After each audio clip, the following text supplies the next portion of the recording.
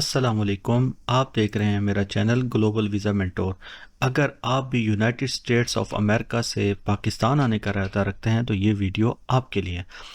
आपको क्या documents required होंगे, क्या क्या चीज़ें रिक्वायर्ड हैं, ये सारी चीज़ें इस वीडियो में आपको मिल सकती हैं। भी ब्राउज़र में गूगल पर जाकर पाकिस्तान ई वीज़ा लॉगिन लिखें। ये जो लिंक आएंगे ये मैंने लिंक डिस्क्रिप्शन और कमेंट में पिन भी कर दिया, आप वहाँ से भी इसको खोल सकते हैं। तो लॉगिन में जाने से पहले मैं अपने चैनल के बारे में बता दूं कि मेरा चैनल है ग्लोबल वीज़ा मेंटोर। इस पर आपको दुनिया जहान के वीज़ाज़ की जो वीडियोस हैं वो कैसे अप्लाई होते हैं ये वक्तन फ़क्तन आपको मिलती रहेंगी। आप इसको ज़रूर सब्सक्राइब कर लें। इसमें डिफरेंट प्लेलिस्ट भी मैं डेवलप कर रहा हूँ, पाकिस्तान वीज़ा, तुर्की वीज़ा और डिफरेंट वीज़ाज़ की। तो खैर सबसे पहले आपने अपने ईमेल और पासवर्ड से इसको लॉगिन करना है। अगर आपका ये यूज़र नेम अपना अकाउंट नहीं बना हुआ तो आप इसको अकाउंट बना लें और यहाँ पे सिक्योरिटी कैप्चा दे के इसको लॉगिन कर लें। उसके बाद Google authenticator app play store से डाउनलोड करके और आप उसमें अपना ईमेल पुट करें और वहाँ से आपके इस पर गूगल ऑथेंटिकेटर ऐप पर एक कोड आएगा, वो आपने कोड यहाँ देना है और उसको एंटर करने के बाद आपने वेरीफाई कर देना। नेक्स्ट जो है टर्म्स एंड कंडीशन का पेज आएगा, इसको आपने एक्सेप्ट एंड कंटिन्यू करना है। जैसे आप इसको करेंगे तो आपके सामने एक विंडो आ जाएगी। ये मैं आपको दिखाता चलूँ कि यहाँ पर आपके होम पेज पे बहुत से वीज़ा शोज हो रहे होंगे। अगर आपने अप्लाई किए हैं कि कौन से प्रोसेस में, कितने ग्रांट हो चुके हैं, कितने रिजेक्ट हुए हैं, तो अल्हम्दुलिल्लाह हमने तकरीबन हमारी टीम ने 46 पाकिस्तान के वीज़ा जो अब तक वो ग्रांट कर लिए हुए हैं। तो खैर इसके साथ साथ आपको ये भी बताऊंगा, यहाँ पे कॉन्टैक्ट अस लिखा हुआ है। आप अगर इसको क्लिक करें कॉन्टैक्ट अस को तो यहाँ से आप देखेंगे कि एक नई विंडो आपके सामने ओपन हो जाएगी। यहाँ पर आप जाकर आपको बहुत सारी चीज़ें नज़र आ रही होंगी। वीज़ा की कैटेगरीज, पाकिस्तान के जो जितने भी वीज़ा की कैटेगरीज हैं वो यहाँ पे आप एग्जिट परमिट और वीज़ा की फ़ीस भी यहाँ से देख सकते हैं। तो मैं आपको जल्दी से दिखा देता हूँ कि पाकिस्तान के वीज़ा की फ़ीस कैसे आप देख सकते हैं। सिंपली आपने वो वीज़ा की कैटेगरी सेलेक्ट करनी है। जैसे हम फैमिली वीज़ा अप्लाई कर रहे हैं और ठीक है, आपने उसके बाद एंट्री टाइप सेलेक्ट करना है और कि वीज़ा एंट्री है या एक्सटेंशन है। ठीक है, ये आप सेलेक्ट करने के बाद आपका जो कंट्री है आपने वो सिलेक्ट करना है। अभी डमी हम इटली लिख लेते हैं और तो ये देखें कि ये $52 इसकी फ़ीस आ रही है। तो अगर आप कंट्री चेंज करें और एंट्री टाइप चेंज कर दें तो ये फ़ीस जो है वेरी करेगी। खैर, तो अब बढ़ते हैं कि ये वीज़ा अप्लाई कैसे होता है। तो आपने सबसे पहले होम पेज पे जाना है और यहाँ पे न्यू एप्लीकेशन को क्लिक कर देना है। जैसे ही आप न्यू एप्लीकेशन को क्लिक करेंगे तो पाकिस्तान वीज़ा को आपने सेलेक्ट करना है और उसके बाद आपने अपनी नेशनैलिटी यूनाइटेड स्टेट्स सेलेक्ट कर लेनी है। और ये पूछ रहा है कि आपने पहले कोई एप्लीकेशन तो नहीं अप्लाई किया। हम करेंगे इसको नो, क्योंकि हमने पहले कोई एप्लीकेशन नहीं किया, हम तो न्यू एप्लीकेशन कर रहे हैं। स्टार्ट एप्लीकेशन करेंगे तो सबसे पहले सिंपल सा परफॉर्मा खुल जाएगा। तो आपने एप्लीकेशन इन्फॉर्मेशन में सबसे पहले वीज़ा कैटेगरी सेलेक्ट करनी है जो कि फैमिली विजिट है और वीज़ा सब कैटेगरी भी फैमिली विजिट है। उसके बाद आपने एप्लीकेशन टाइप एंट्री कर देनी है। अब आप सिंगल एंट्री वीज़ा अप्लाई करना चाहते हैं, मल्टीपल एंट्री, ये आपकी मर्ज़ी है, आप इसको सेलेक्ट कर लें। और इसी के बाद वीज़ा का पर्पस जो है वो फैमिली विजिट है सबसे पहले। फिर आप यहाँ पे अपनी कंट्री जो है वो यूनाइटेड स्टेट्स को सिलेक्ट करें और जो आपको मिशन जो एम्बेसी आपके करीब है वो यहाँ से आप उसको सेलेक्ट कर लें। इसके बाद एंट्री और डिपार्चर पोर्ट जो है वो एज़ पर अपने टिकट कर लें। अराइवल डेट और डिपार्चर डेट जो है ये फॉर्मेलिटी है, तो आप इसको टेंटेटिव भी रख सकते हैं। यूएसए का जो आपके पास पासपोर्ट है उसका आपने यहाँ पे नंबर लिखना है और बड़ी ही केयरफुली लिखना है। अगर ये गलत हो गया तो फिर ये एडिट बाद में नहीं होगा। इशूइंग अथॉरिटी जो है पासपोर्ट की वो आप अपने पासपोर्ट से देख कर लिख लें। इसी तरह यहाँ पर ये पूछ रहे हैं कि आपका जो पासपोर्ट कंट्री है वो कौन सा है, तो यूनाइटेड स्टेट्स ऑफ अमेरिका है। इशू डेट और एक्सपायरी डेट पासपोर्ट की पूछ रहे हैं। आपका पासपोर्ट जो है वो कम से कम 6 महीने के लिए वैलिड होना चाहिए। वो पूछ रहा है कि आपके पास कोई और पासपोर्ट है, तो आपने इसको नो कर देना है और सेव करके नेक्स्ट करेंगे। अब ये आपसे पर्सनल इन्फॉर्मेशन पूछ रहा है, तो यहाँ पर आपने सर नेम अपना लिखना है और फैमिली नेम लिखना है और गिवन नेम लिखना है। ठीक है, लास्ट नेम और फर्स्ट नेम।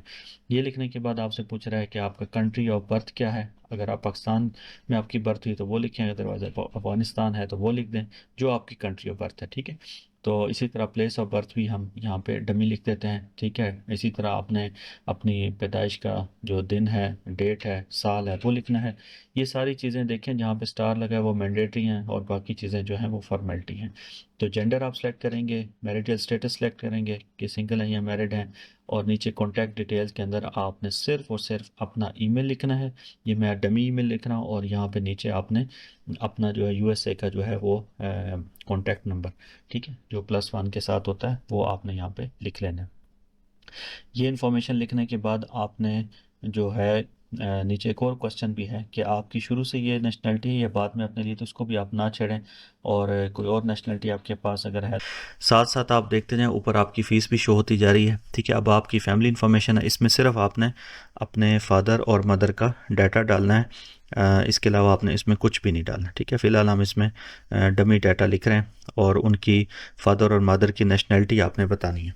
ठीक है, वो क्या है और वो आपके साथ जा रहे हैं कि नहीं जा रहे, आप लिख दें नो, और इसके बाद आपने ऐड मेंबर पे जब क्लिक करेंगे तो वो उनका जो डाटा है वो नीचे एंटर हो जाएगा।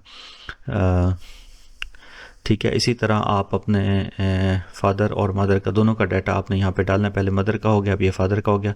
इसमें सिर्फ आपने उनकी नेशनलिटी में उस पर फोकस करना है। इसके बाद आप बताएं कि आप जॉब वगैरह करते हैं, वो लिखना है, अदरवाइज़ आप इसको नो करके सेव कर लें। यहाँ पर वो आपसे पूछ रहा है कि आपकी कोई प्रीवियस पाकिस्तान की हिस्ट्री है, अदरवाइज़ ये सारे बॉक्सेस नो करके आप इसको सेव कर लें। आज़ाद जम्मू कश्मीर में आपका विज़िट है तो आप यस करें, वरना नो कर दें। आप पाकिस्तान में कहाँ रहेंगे, होटल में रहेंगे या किसी बंदे के पास जाएंगे या रिश्तेदार के पास जाएंगे, उसका आपने नेशनल आईडी कार्ड का नंबर यहाँ पे लिखना है। ठीक है, और ये तकरीबन सबका यही होता है। अगर वो पाकिस्तानी स्पॉन्सर हैं तो आप उनका आईडी कार्ड भी साथ लगाएं। ठीक है, और स्टाम्प पेपर भी उनसे ले लें, ये बहुत फ़ायदेमंद होगा। ये ई स्टाम्प पेपर आजकल आ गए, आपने वो अटैच करना है। ये सारी चीज़ें आपने उस अपने स्पॉन्सर की लिखने के बाद आपका ये जो ट्रिप है ये स्पॉन्सर्ड है तो आप इसको फ़िलहाल नो कर दें, क्योंकि स्पॉन्सर्ड से मुराद यहाँ पे वो फाइनेंशियल टर्म्स में ले रहा है, तो हम इसको फ़िलहाल नो करके और सेव कर देंगे। आप इसको अगर यस करेंगे तो फिर आपको फिर उनकी सारी डिटेल यहाँ पे लिखनी पड़ेगी। इसी तरह ये सारी चीज़ें आपने लिख दी हैं। अब आपका डॉक्यूमेंट्स का सेक्शन आ गया। यहाँ पे मेनली देखें, ये 3 डॉक्यूमेंट्स आपसे मांग रहा है।